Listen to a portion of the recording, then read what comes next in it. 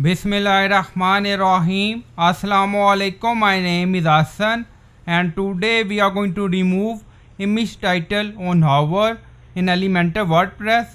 Before starting work, it's my request, please subscribe my channel. Thank you. Now back to our work.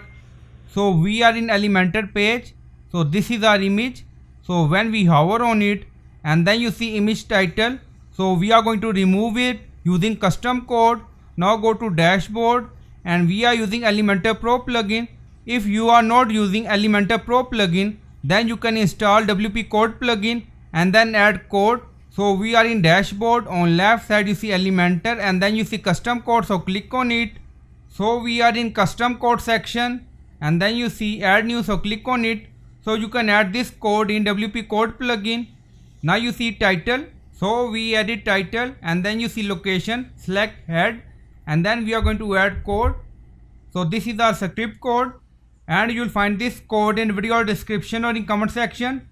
So you can add this code in WP Code plugin also and then click on publish. Now include entire site, save and close. Now code publish done.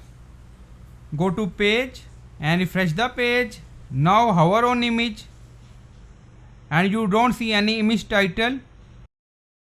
Again hover on it. Now you see.